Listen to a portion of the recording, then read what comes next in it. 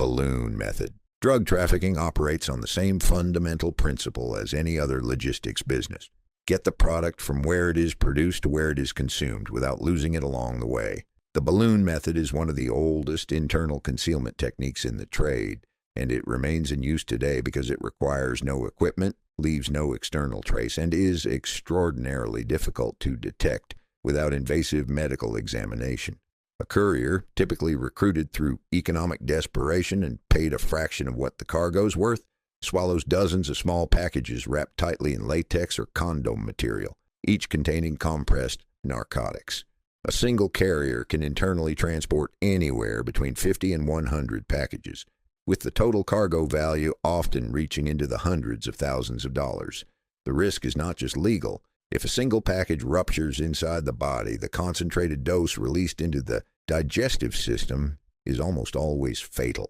In 2013, Beninese national Idriss Gouai died at Charles de Gaulle Airport in Paris when a package ruptured during a flight from South America. He had been recruited with the promise of $500. The packages he was carrying were worth over $1 million. Airport security agencies have developed increasingly sophisticated scanning technology to detect internal concealment. But the method persists because the economics behind it make a continuous supply of willing couriers almost inevitable. The narco-submarine. The narco-submarine is one of the most audacious logistics solutions in criminal history. A purpose-built vessel constructed in remote jungle locations designed for a single voyage and abandoned immediately after delivery. Colombian and Mexican cartels began commissioning semi-submersible vessels in the 1990s as law enforcement, air, and sea surveillance of conventional trafficking routes became increasingly effective. The vessels, built by hand in jungle workshops by engineers, recruited or coerced by cartel organizations, sit low enough in the water to evade radar while carrying loads of several tons of compressed cocaine. The crews operate with virtually no navigation instruments, no communication with the outside world, and almost no margin for error in vessels that were never designed for human comfort or survival over extended periods. A typical voyage from the Colombian Pacific coast to Central America or Mexico takes several days in conditions of extreme heat, limited food and water, and constant mechanical uncertainty. When the cargo reaches its destination, the vessel is typically scuttled, sunk deliberately to destroy evidence. The Coast Guard intercepts a significant number of these vessels annually, but trafficking organizations factor those losses into their operating model. A single successful delivery pays for multiple lost vessels and their contents many times over. The Human Mule Network. The Human Mule Network is not a single method, but an entire operational system built around the use of ordinary people, students, tourists, retirees, and desperate economic migrants, as unwitting or coerced carriers moving product across international borders through commercial travel channels. Trafficking organizations have refined the recruitment and deployment of human carriers to a degree of sophistication that mirrors legitimate human resources operations. Recruiters identify targets through social media, personal networks, and economic vulnerability, approaching potential couriers with offers of paid travel, employment abroad, or simply cash payments that represent months of normal income in a single trip. Some carriers know exactly what they are carrying. Others are handed luggage, parcels, or personal items at the last moment and told nothing or told something false. In 2019, a retired British grandmother named Janet Sheridan was arrested at Bogota Airport carrying 11 kilograms of cocaine in her checked luggage, having been told by a man she had met through an online friendship that the bags contained ceramic gifts. She was convicted and sentenced to 6 years in a Colombian prison.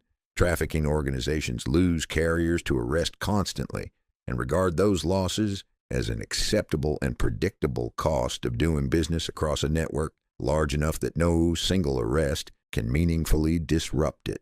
The dark web marketplace. The dark web marketplace transformed drug trafficking in a way no other development since containerized shipping had managed. It removed the need for physical contact between buyer and seller entirely and relocated the transaction to an encrypted digital environment that conventional law enforcement was initially wholly unprepared to monitor. Starting with the Silk Road Marketplace, launched in 2011 by Ross Ulbricht, Traffickers and buyers could complete transactions using cryptocurrency, with products shipped through conventional postal services in packages indistinguishable from ordinary mail. At its peak, Silk Road was processing over $1 million in transactions monthly. The FBI shut it down in 2013 and arrested Ulbricht, who was sentenced to life in prison. Within weeks, multiple successor marketplaces had launched. The fundamental infrastructure, encryption, cryptocurrency, and postal delivery, proved impossible to simply shut down because the knowledge of how to build it was already distributed globally. Modern dark web marketplaces operate with sophisticated security protocols, vendor rating systems, and dispute resolution mechanisms that mirror legitimate e-commerce platforms. Law enforcement has developed increasingly effective techniques for identifying and dismantling individual marketplaces, but each closure has historically been followed by rapid reconstitution under new management, with lessons learned from the previous operation's vulnerabilities. The tunnel system represents one of the most resource-intensive and operationally sophisticated methods of drug trafficking ever documented, and the most geographically specific, concentrated almost entirely along the United States-Mexico border. Cartel organizations have constructed hundreds of tunnels beneath the border since the early 1990s, ranging from rudimentary hand-dug passages barely wide enough for a person to crawl through to fully engineered underground corridors equipped with electricity ventilation systems, rail tracks, and hydraulic lifts capable of moving tons of product at a time. The most sophisticated tunnels discovered by American authorities have run for distances of half a mile or more, connecting warehouse buildings on both sides of the border in ways that allowed industrial-scale trafficking to occur with minimal surface exposure. A tunnel discovered in San Diego in 2020 ran for nearly 1,300 feet, featured a rail system and elevator, and had been in operation long enough to have moved significant quantities of product before detection. Construction of a major tunnel requires months of engineering work, significant capital investment, and the corruption or coercion of property owners on both sides of the border, costs that cartel organizations absorb because a single operational tunnel at industrial scale can generate returns that dwarf the investment within weeks. The drone drop. The drone drop is the newest large-scale drug trafficking method and the one that law enforcement agencies are currently least equipped to systematically counter. Commercially available drones, the same technology used for photography, agriculture, and package delivery, have been adapted by trafficking organizations to carry compressed narcotics across borders, over prison walls, and into areas with intensive ground-level security. The economics are straightforward. A commercial drone capable of carrying 2 to 3 kilograms of cargo can be purchased for a few $100s, operated remotely from a safe distance, and if detected and destroyed by law enforcement, replaced immediately at negligible cost relative to the value of what it was carrying. Mexican cartels began using drones to carry fentanyl and methamphetamine across the U.S. border in significant quantities around 2018, with the frequency of documented incidents increasing substantially in the years following. Prison deliveries represent a separate and well-documented application. Drones dropping packages containing narcotics, phones, and other contraband into prison exercise yards have been recorded across the United Kingdom, United States, Australia, and numerous other countries. The technological arms race between drone capabilities and interdiction methods is ongoing, with trafficking organizations demonstrating a consistent ability to adapt faster than regulatory and law enforcement frameworks can respond. The fishing vessel network.